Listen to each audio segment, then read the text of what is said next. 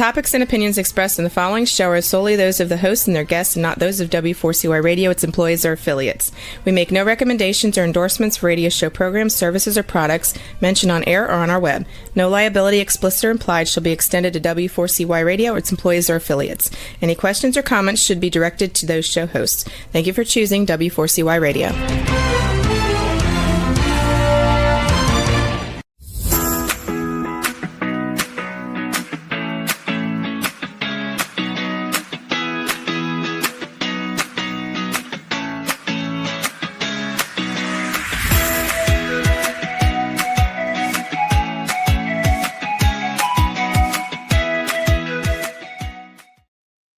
Hi, welcome to Learning to Dance in the Rain. I am Shelby Wagner, your host for the show, and we talk about life issues and with a positive mindset. And my guests and I will provide insights and guidance and meaningful conversations to help you navigate whatever storms you're going through. Join me today as we discuss issues, and the number, if you have a question, is 561-623-9429. I'd be happy to see you here with me. I'm very happy to welcome my friend Bonita Bell-Andersen. She's a financial planner, and she's has started her host of show, Ask Good Questions. And that, I think, is a good title to that. So here, welcome, Bonita. How are you? I'm good. Good to see you. Good to see you, too. You've been a little busy lately? Yeah. I actually, it's actually because of Shelby that I'm doing my own. It's her fault that I'm doing my own podcast, because I've been talking about it for a long time, and so all of a sudden it's like, oh, I've got to do all this organization, and I'm loving it, but it's like, whoa, it's like step up, girl. Step up, girl. Yeah. Do you plan to have guests on your show? I do.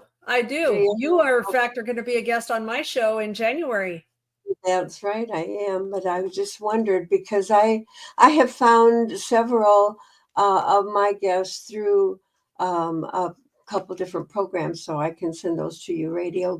That would be great. That would be great. In fact, I had been thinking about asking you about that. Yeah, okay, very good. I'm glad to help you with whatever I can. I guess we want to talk, though, about your other endeavor. You're publishing finally of your book, and the book is called Suddenly Single, or Money Mindset and the Suddenly Single. Money Mindset and the Suddenly Single. Wow. Would like to tell us how you got to that? Yeah, well, it's actually for anyone that has found themselves surprise, getting divorced or having lost their spouse. I went through, the reason that I wrote this book is because I went through a terrible divorce about, 25 years ago, something like that. It's been many years ago. And I didn't have anyone like me. And I made a lot of mistakes. And I finally picked myself up and said, dang it, I'm not going to let this destroy my life. I had 3 daughters. All 4 of us were having a terrible time because of my husband actually had an affair and walked away from our family. And so I knew I needed to find a way to rebuild my life and basically reinvent who I was. And, it was just terrible. It was a terrible time to just be, feeling completely lost. So the book is about a lot of things that I've learned and how I've picked myself up and moved on and where I am now and the things that I want people to avoid. Right? Right. Well, I guess I kind of had went through similar problem with after my husband died. A couple of years after he died, because I got involved with scammers and lost my money that way. But I wish I had a little I wish I had known you then. I know. It's like, you can't change the past. You can learn from it and you can move forward. And isn't it true that a lot of the crazy things that we go through in life, you can see later that you're there to help other people and you're there to serve other people because of what you went through. Mm-hmm. Yeah, that's dang it. It's just, but that's the way life works. Right. That's the way life works. That's right. That's right. So, well, what if I was a newly single person and I contacted you? What would be the first thing that we would talk about? Well, I Or would where want do you to start? I would want to find out who that person was. And then I would like delve into some of the, basically what I'm going to share with you is like some of the big topics in the book, because you have to step back and go,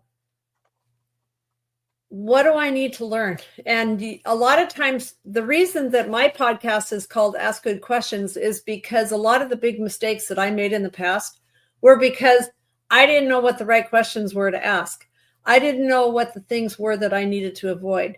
So a lot of times I'm looking at what's that person's perception of money? How did they grow up? What is money evil? Is it a tool? How did they grow up and what do they think? And so I'll talk to people about their money mindset and where they came from. And did you hear from your dad that money it doesn't grow on trees? And what did you learn when you were growing up? So I'll tell people that what I'm going to do is I want to instill in them 7 key principles about sound money management. I'm going to say, we're starting from now and we're going to move forward. And here's some of the things that we're going to be talking about. We're going to talk about what the different investing styles are out there. I didn't have any idea about this. And until you really get educated on what's going on out in the world and you can see it, then, a lot of times you're just oblivious to it. There's big mistakes that people make that I call the ineffective investor loop. And it's actually, you buy programs. This is things I did. I bought programs hoping that it was going to be the magic bullet that was going to help me manage my money. Well, all I did was manage to lose a lot of money because I made some very stupid mistakes. And so I call that the ineffective investor loop, and I'll teach people about that. And really, this is all about really making you aware of how you think about investing as a single person. That a lot of times I can think of different specific situations where somebody would say, oh, you need to go talk to Bonnie. And somebody else, this gal will come in and her husband has always done all the money management. She's never done anything. And she's always gone, oh, he just takes care of it. Well, now that person isn't there. And so it's a big realization to realize that now you're the one that's responsible and you have to move forward. And so a lot of times people are also asking me about, how do I select an advisor that I can trust? Mm-hmm. That's a biggie. And really in the end, it's all about how to move forward successfully and rebuild your life. And you have to go through that process of realizing that you've stepped through a door to a new segment of your life. And so you want to be healthy and happy. And how do you do that? So those are the big topics that the book covers, and that when I'm talking to somebody, I'm kind of looking for those things. What if you're so old you forgot? What what she were taught about money. When you said money doesn't go in trees, yeah. Well, I remembered my. Do you remember your parents saying that? That yes. Or what? Or what do you think I'm made of? Money. You know. Right. So you have to realize that you need to leave. Those are negative perceptions about money. You have to leave that in the past, and you have to go, okay, money is a tool for me to learn how to manage. And so you have to, start rebuilding your whole money mindset. Do you advocate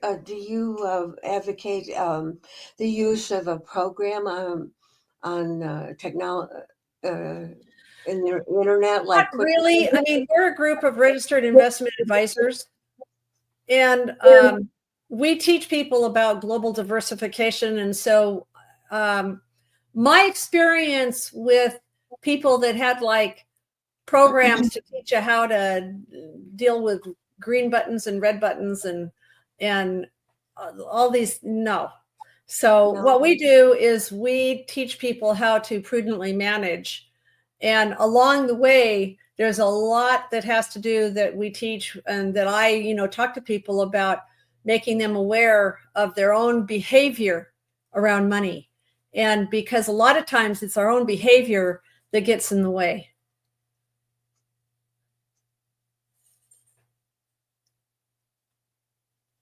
When you see the wheels turning. I'm thinking, how personal do I get here? I think people love it when they get personal. So yeah, what you've got a question, I think, from your own life. Yeah, well, something you said now, and now I'm not sure that I remember what it was, but thinking about it here, something that you said. Well, I think it's gone. While you're thinking of it, let me read just a little snippet from the introduction of the book. So here's what this little snippet says. In the aftermath of life's most tumultuous events, be it a messy divorce, the loss of a spouse, maybe, the book is not about inheritance, but a lot of times people receive an inheritance and they go, oh my gosh, what do I do with this? Many find themselves at a crossroads holding some segment of money that they've never had before, with a mix of bewilderment and opportunity. It's a juncture that's never easy. It's fraught with emotional and financial upheaval that demands not just resilience, but a profound transformation in how we perceive and manage money. You've survived, right? You have survived going through whatever it is you've gone through, and it's crucial to know that you're not alone. You can find those that will help support you.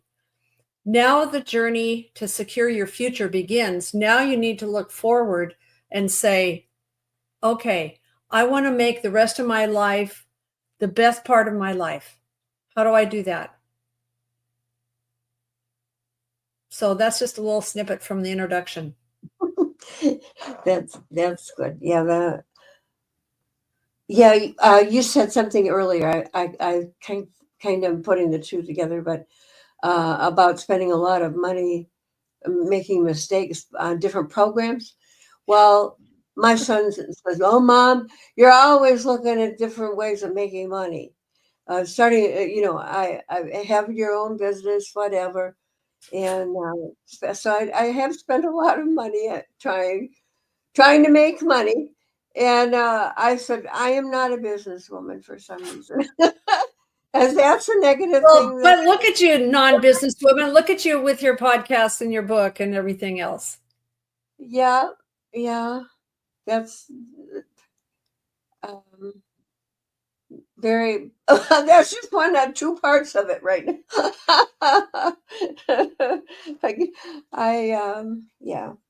I don't want to say any more, I guess, about it, but yeah, I do. That's an example of me. And but I haven't made a lot of money on any of it yet. I guess that's enough to say. Uh, let's see. So, would you say that the important thing for a newly single woman um, to understand is to start learning to manage that money, find someone that can help her, or Yeah, I think before I characterized myself at when the whole thing with the, losing my husband to another woman, and there was just a whole bunch of things that I would have never imagined could happen. And I remember saying to myself, dang it, I'm not going to let this destroy me. And I realized before you think about how am I going to manage money, you have to really get settled in who you are. And it was a process. And I actually went to a program that was one of the influencers out there named Harv Eker. And it was something called Life Directions.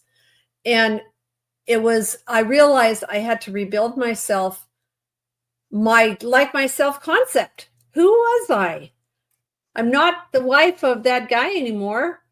So I had to rebuild my self-concept. I had to reinvent, what do I want my future to look like? All these different things. And so that Life Directions class really helped. That was before thinking about money and how I'm going to manage things by myself, so yeah, I think that's what gals have to start with, is really getting settled with who they are. Right. And you're going through a grieving process and Yeah. feeling really bad and all of this, but you really have to press forward and start thinking about the money. And what my husband had, he had gone into a meeting with two bosses, and they wanted him to do some things he didn't want to do. And they said, well, you're going to have to do them. And he says, well, no, I don't. I have another option. I'm going to retire. So he comes home from work one day and tells me he retired. We hadn't talked about it or anything. So there was a life change. But he made a decision. He told me that he had the option of taking less money back then. This was 2009, 25, 30 years ago. So he took less money so that I would continue to have some money when he died. Now, silly girl that I was, I would have told him, if he had asked me, I would have told him, no, I think we need the money now, because I was always worried about paying the bills at the moment, rather than at the future. That was a mindset, wasn't it? And but I would have told him no, but and all those years that we were before, we had 30 years almost of retirement there. And I kept wondering, how much am I going to have, after he's gone? And so I was quite afraid when he died, all of a sudden there in the hospital and all these things. What do you mean he's gone? Right. What am I going to do? I had a mortgage. We had retired to Tennessee, and golly, I was really stumped at that point. But oh man, when I got my first check, got it all done. Oh man, I thought, thank you. Thank you. He absolutely did the right thing for me. And I really appreciate it. Even though all those years before, I always wondered, well, what we do that for? We really need the money now. But no, you really do need, you need to talk to someone. You need to look at the future. You need to look. There's short-term. Yeah, I mean, like you were looking at the short-term fix. Mm-hmm. But fortunately, he was looking more long-term. And so thank goodness he did that. Right. Because I've seen examples of that not happening. And then I'm sitting with the surviving spouse, and she's going, now what do I do? And like, there's not a whole lot that I can do to help her. And so, yeah, so that was a very good thing that he did. That was a very loving thing he did for you. Yep. Don't make me cry again.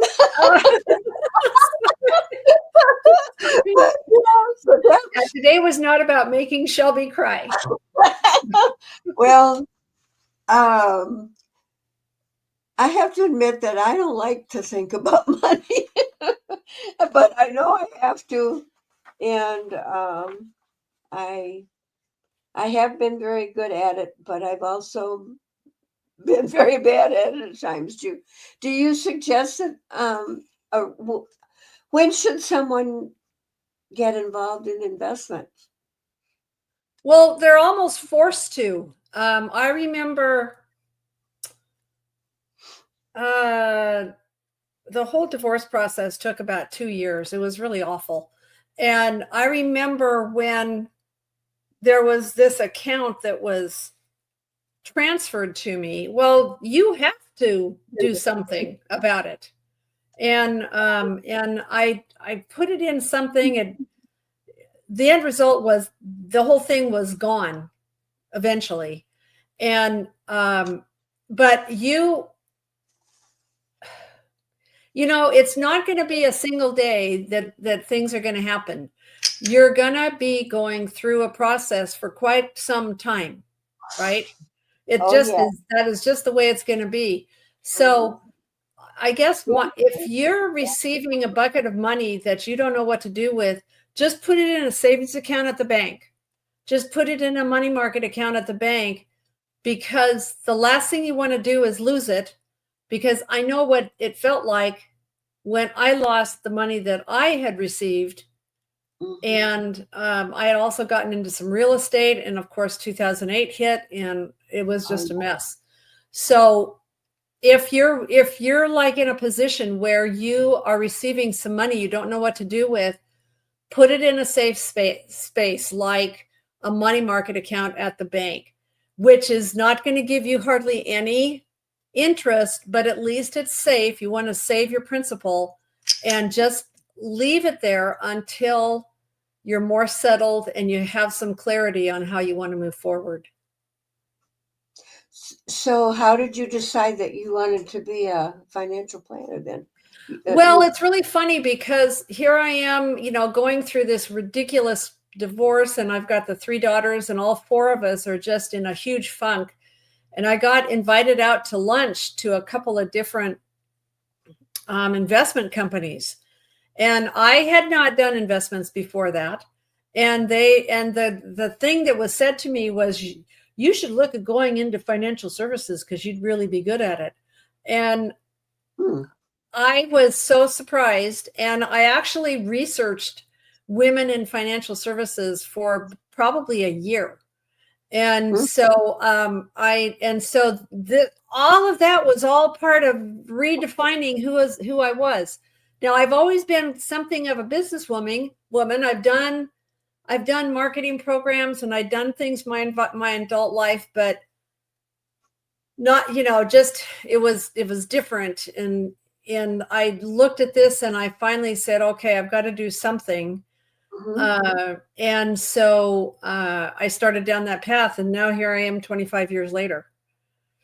So, but it's been quite a journey, and, you know, all the ups and downs, but I'm just hoping that this book can, and, you know, I'm offering a 30-minute Zoom call. There's information that will actually be on my website, on the podcast website, and things about how to set up a Calendly link.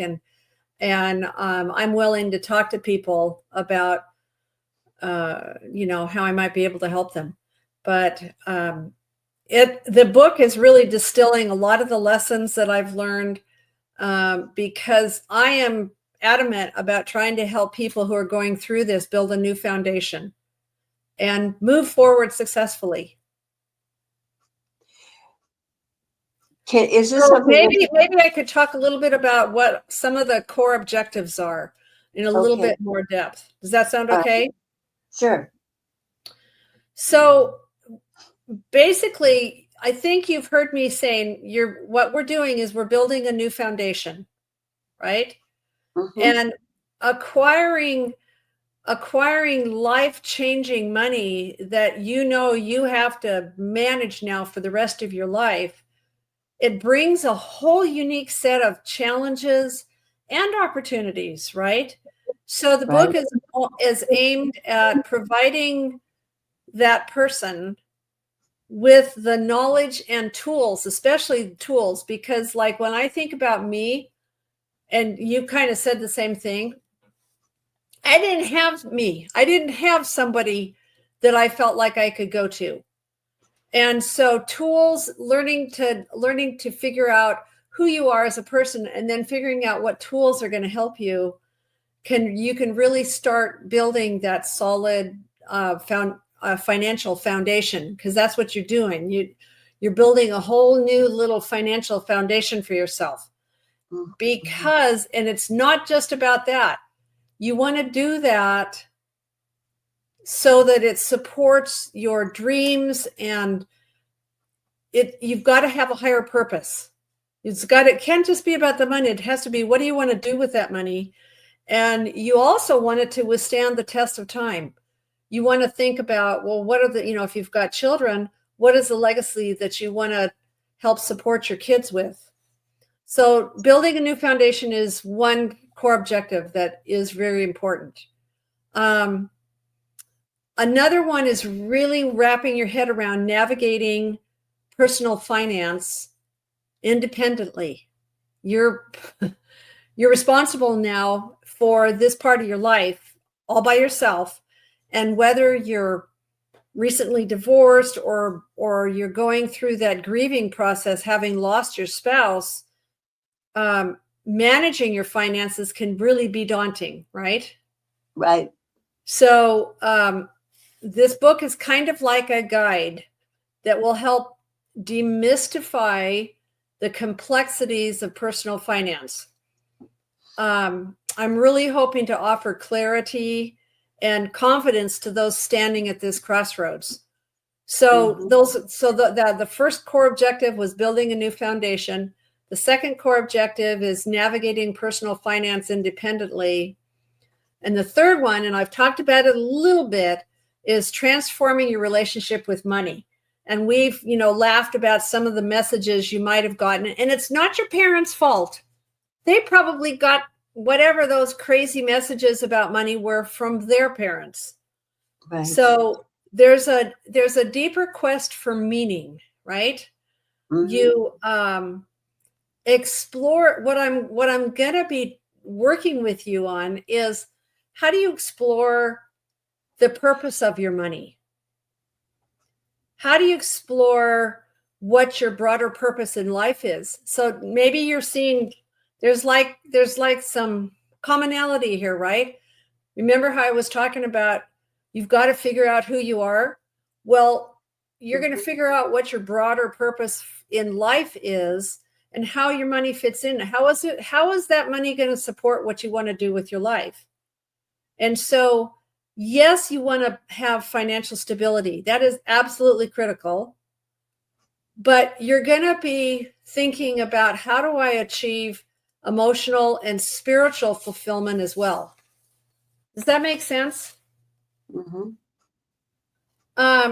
So another way, and you may think this is funny, but another way I've thought about this is it's like a friend. This book, I'm hoping, can be like a friend reaching out to you at a time when everything in your life seems to have shifted.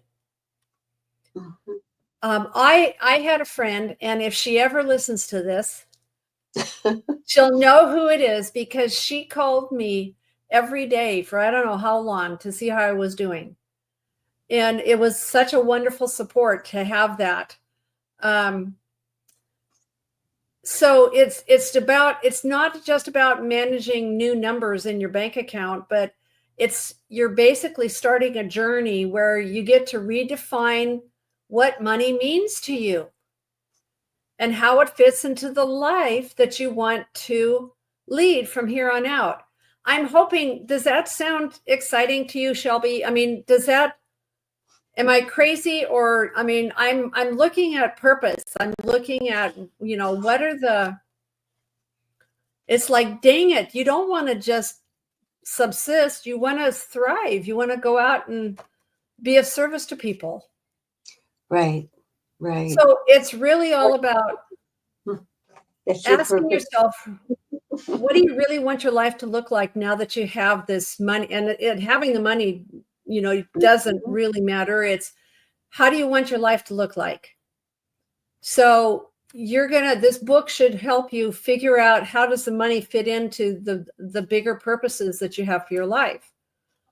You want your life to be rich in purpose and rich in happiness, right?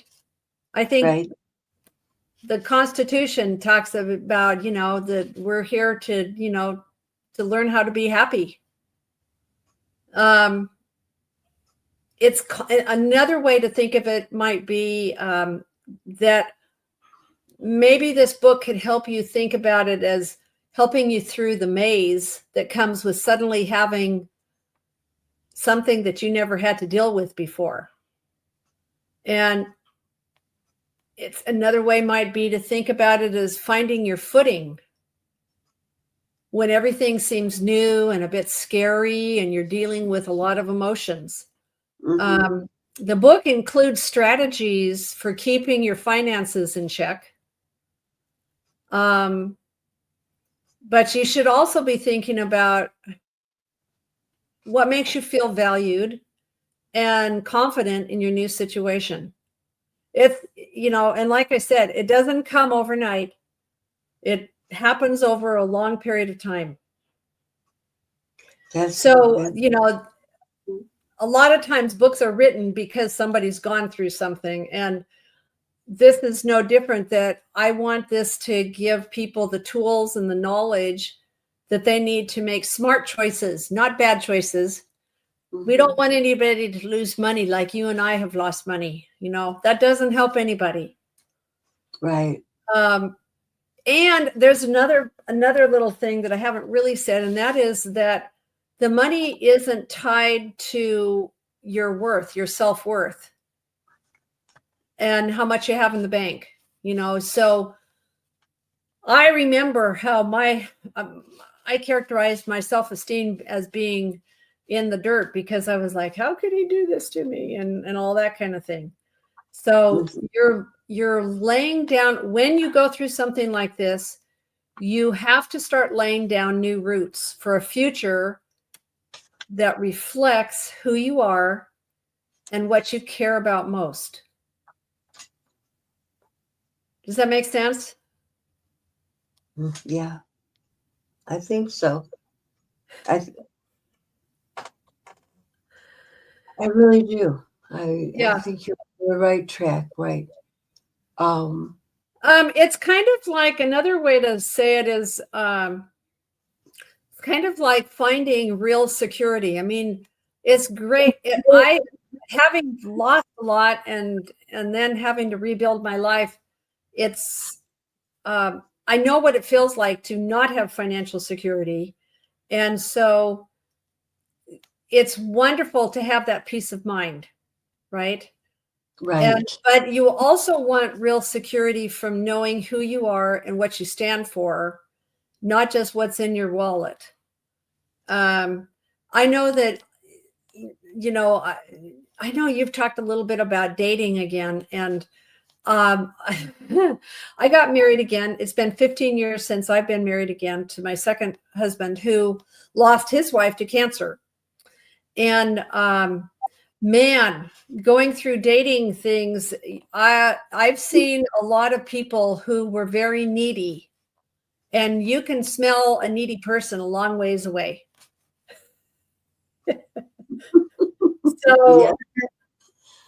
So maybe the last part of the time that we have together, I want people to think about some big questions. So first question is, what's the purpose of my money? And what does it say about my life's purpose now that I have this money? Let me say it again. what's the purpose of my money? And what does it say about my life's purpose now that I have this money? So what do you want to accomplish? What are some big purpose-driven things that you want to do? What do you want to do? Right? Dig deep and use your money as a lens to examine what you really want out of life. You know, you can let yourself dream about what you would like to accomplish. Okay? So here's another question. How can I manage my investments in a way that makes sense for my future? Let me say it again. How can I manage my investments in a way that makes sense for my future? So with that kind of a question, I'm looking at what are the practical steps to make sure your money is working for you in a way that aligns with goals and comfort level. So you want to make sure that whatever you're doing with your money, it's aligning with who you are and what your goals are for the future, right? You've got to think about that. And then another question is, how do I create a legacy that reflects my values and benefits my family for generations? Now, I grew up in Spokane, Washington, and the beginnings of Spokane goes back to the late 1800s. And there was a newspaper family that started, the original newspaper there. That family's name is Paulson, and there's a Paulson Foundation that was started, long, long time ago.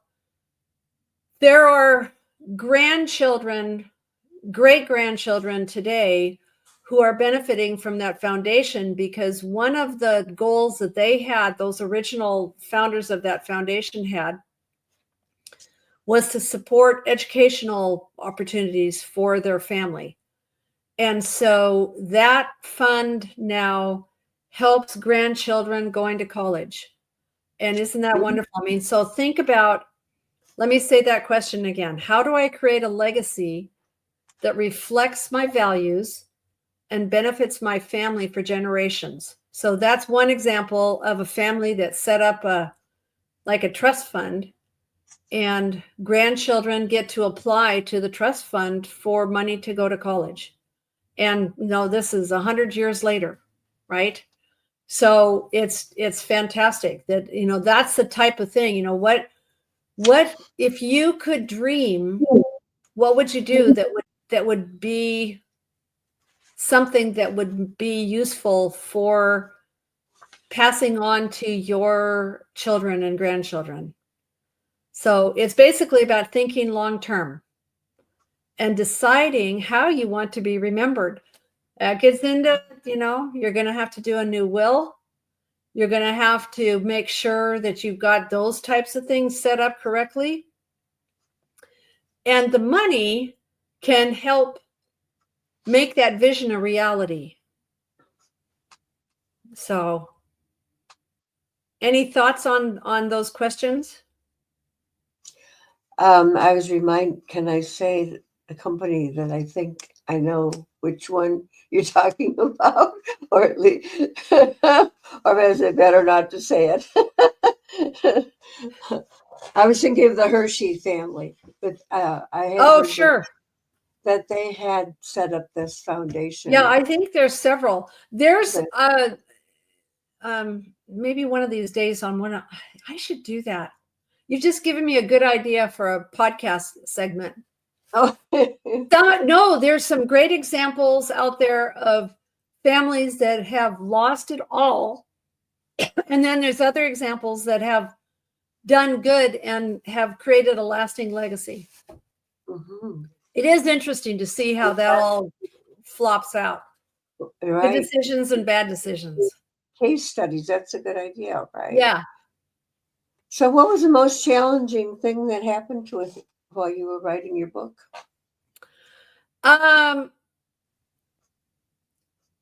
Probably not being real clear on how I should do it. And also And so, having the clarity on how to do this again, it's just like putting one foot in front of the other, and which is the same principle as rebuilding your life, but you just have to be determined. And I have I have something here on, this thing. It says desire, decision, determination, and discipline. And a lot of times, if you get discouraged about writing a book, you have that desire, but then you decide, no, I'm going to do it. I'm going to get it done. And so you have the decision and the determination to do it. And then you just have to have the discipline to just keep going. That all fits with having, going through a big, huge monster change in your life. The whole thing with money is that it can be more than just a financial boon or a financial reality that you have to deal with. It can be a catalyst for building a life that's rich in every sense of the word. And another thing about writing a book, I went through have you ever heard of imposter syndrome? Oh, yes. Oh, yes. Where you're like, I'm not worthy to do this. Who am I? What do I know? Yeah. My writing That is sort of thing. I've gone through that. And I was at a training, financial advisor training, and I said something like that to the gal that was training, who's this fabulous trainer out of Vancouver, BC.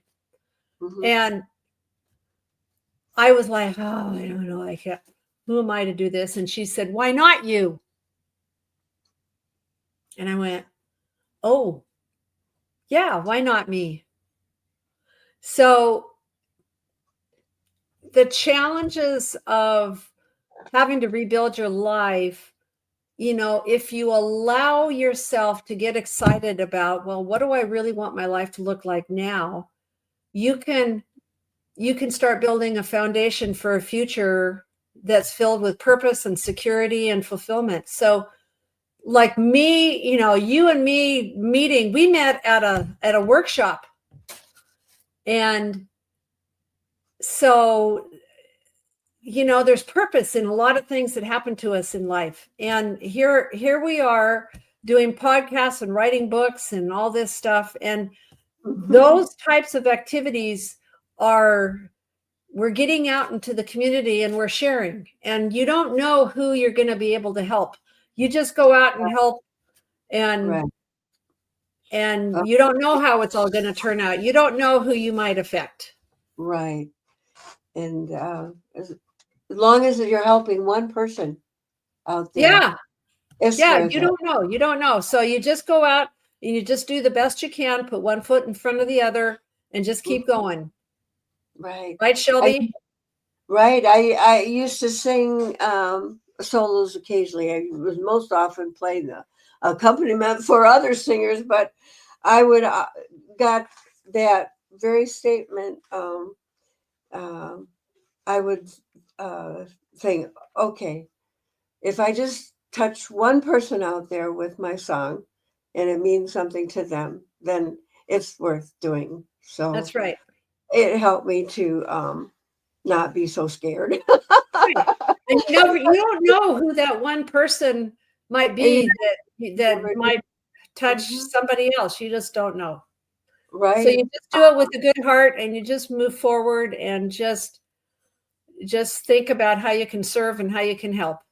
That's right. And it was really funny when Facebook first came out. I got this I knew about Facebook and got on it, and I was very careful. I was kind of scared of what I should say and not say. And I had this name pop up, and it just kind of, I know somebody with this name, and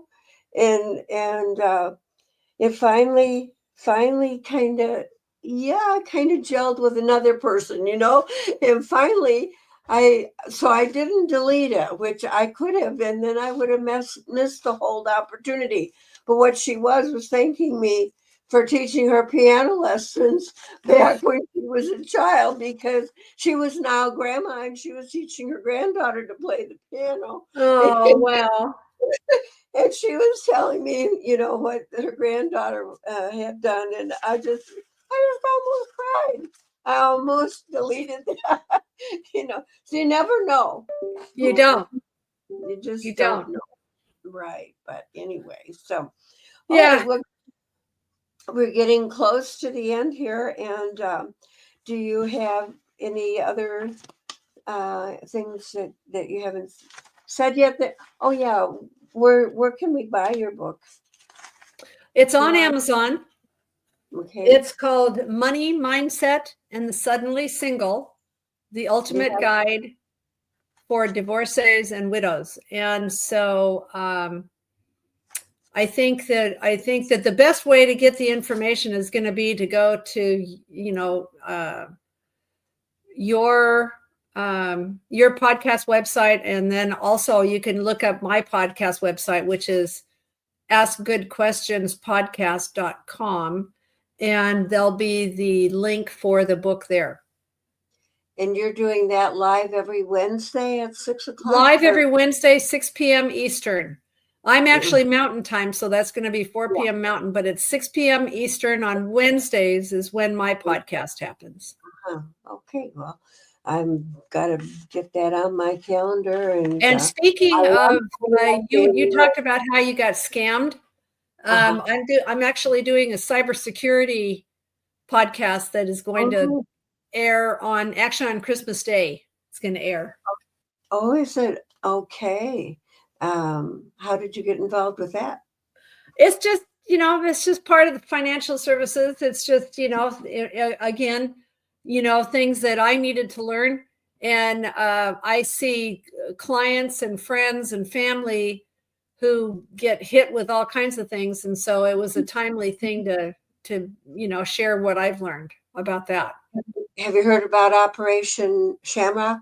That's a big group now. Well, it started just a couple years ago to fight this whole problem. And it has financial planners, bank executives, police officers, because, they just go, I'm sorry it happened to you, but there's nothing we can do. Well, now they're starting to realize that this is a real problem that needs to be handled differently than what has been in the past. So keep your eyes open for that. And when is that cybersecurity next week? Oh, Christmas Day. It's actually going to be next week on Christmas Day. At your time. At the 6 o'clock Eastern or 4 o'clock? 6 o'clock Eastern. Yeah. Okay. Very good. Very good. I really appreciate you coming back, and I really wish you congratulations, and hope that your podcast I know it's going to be wonderful. And well, it was fun being here today with you. And January 8th is coming up really quick. I know. That'll be fun. We'll have to start thinking about that. Yep, I guess I'll have to start thinking about my book and what I'd like to talk about there. But thank you very much. I want to thank audience for being here and sticking with us. And I hope that this information has been very helpful to all of it, to you, or at least to one person anyway. That's right. As we run along, and as Bonita said, she's willing to give 30-minute Zoom call if you have a personal question that you would like to ask her. So I'm going to say goodbye, and thanks again for coming. And thank you again, Bonita, for being here. Okay. Can I say Merry Christmas? Yeah. Yeah, absolutely. Merry Christmas. Happy holidays. You too. You too. Bye now.